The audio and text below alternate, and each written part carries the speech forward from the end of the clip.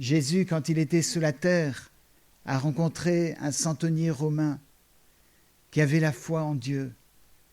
Et ce centenier avait un serviteur qui était malade, et donc il a envoyé des gens en disant « Demandez à Jésus de venir pour mon serviteur ». Et lorsque Jésus s'approchait de chez lui, il a envoyé quelqu'un d'autre pour lui dire « Je ne suis pas digne que tu viennes en personne, mais dis seulement un mot et mon serviteur sera guéri. » Il a dit « Moi je suis officier et lorsque je dis à mes serviteurs, à mes subalternes, viens, alors il vient. Et lorsque je dis va, alors il va. Et toi aussi, tu peux donner une parole et mon serviteur sera guéri. » Ce matin, vous pouvez entendre la parole. Vous pouvez demander à Dieu, si vous venez pour la première fois, vous pouvez demander à Dieu de vous donner une parole qui puisse vous libérer, qui puisse chasser les ténèbres de votre vie. Cette parole de Dieu, ça sera que la lumière soit. Et dans votre vie, le Seigneur va commencer à faire son œuvre. Il y aura un jour, il y aura une nuit, ça sera le premier jour. Et le Seigneur veut faire ça ce matin. La terre était informe.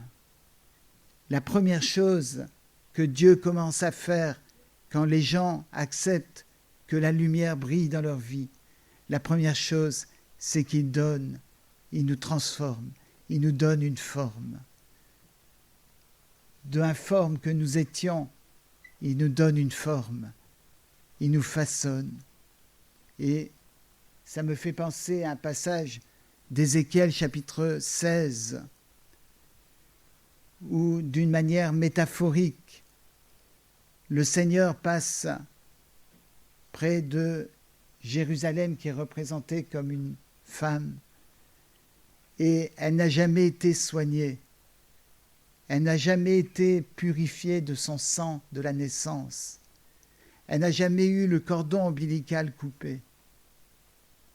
Et le Seigneur vient et la voit ainsi baignant dans son sang. Et il lui jette son manteau. J'aimerais vous demander si vous pouvez dire que le Seigneur Jésus a jeté son manteau sur vous. Est-ce qu'il vous a donné cette attention, ce soin? Est-ce qu'il vous a lavé de ce que vous étiez de par votre naissance? Est-ce qu'il vous a purifié? Est-ce qu'il a coupé le cordon ombilical qui vous attachait à ce que vous étiez de par votre naissance, à ce que vous êtes de par votre naissance? En tout cas, c'est l'œuvre du Seigneur de pouvoir vous couvrir.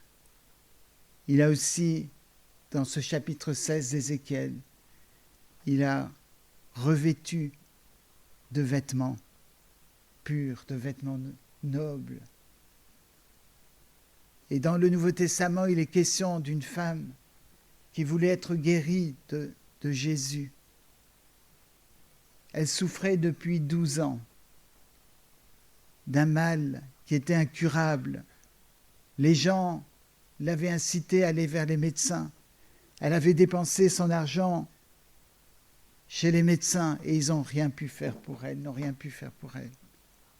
Peut-être vous êtes dans cette situation-là où le désespoir dans votre vie est si fort que vous avez consulté telle ou telle personne, tel ou tel type de personne, peut-être des médecins, des psychiatres, des psychologues. Certains des médiums sont allés voir des médiums parce qu'ils étaient mal à l'intérieur. Mais cette femme dans le Nouveau Testament savait que si elle touchait Jésus, si elle touchait le vêtement de Jésus, elle pouvait être guérie. Alors elle s'est faufilée dans la foule et discrètement, elle a touché le vêtement de Jésus. Et Jésus l'a guérie immédiatement. Et c'est comme s'il avait revêtu cette femme de son manteau. Est-ce que vous voulez connaître ça dans votre vie? Est-ce que vous voulez connaître l'œuvre de Dieu qui vous donne ses soins, qui s'occupe de vous, qui vous protège? La terre était informe et vide, mais Dieu est intervenu pour la remplir.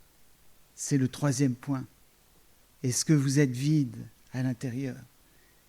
Quand j'écoute les discours politiques, je trouve du vide. Quand je regarde certaines émissions, je trouve du vide. Et ce que j'aimerais savoir, c'est si à l'intérieur de vos vies, il y a du vide. Lilian a dit quelque chose de semblable tout à l'heure. Est-ce que vous sentez cela? Moi, je me souviens que lorsque j'étais adolescent, je me sentais souvent vide.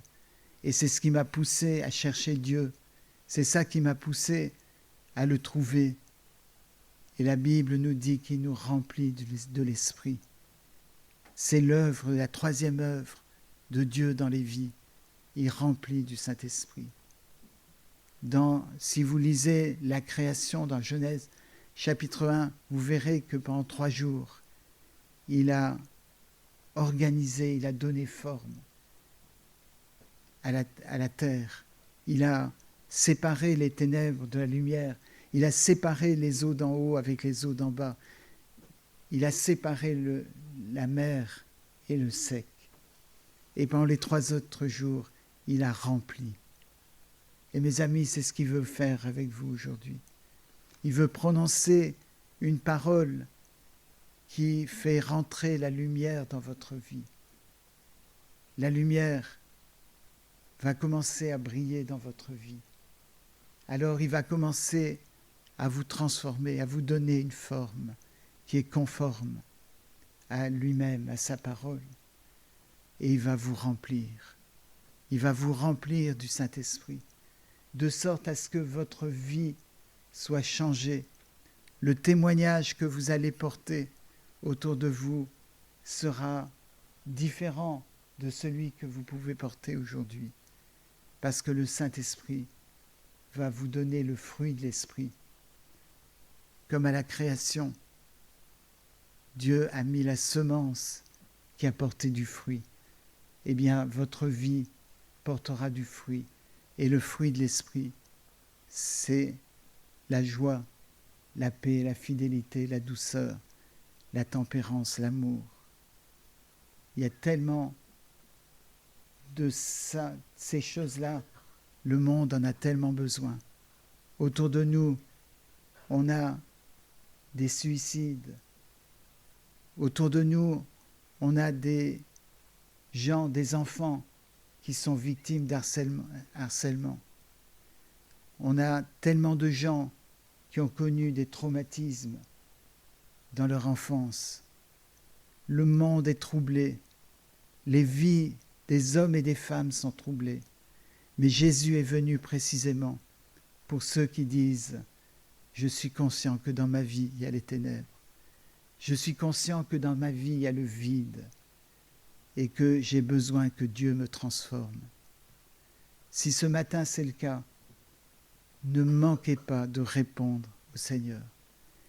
La Bible nous dit, si vous entendez sa voix, n'endurcissez pas votre cœur, mais répondez au Seigneur. Vous avez l'occasion de parler après la réunion et de voir une des personnes que vous avez vues ici qui a baptisé, ou vous pouvez aller parler et dire « Moi, je voudrais connaître Jésus ». Mais ne laissez pas l'occasion passer. Que Dieu vous bénisse.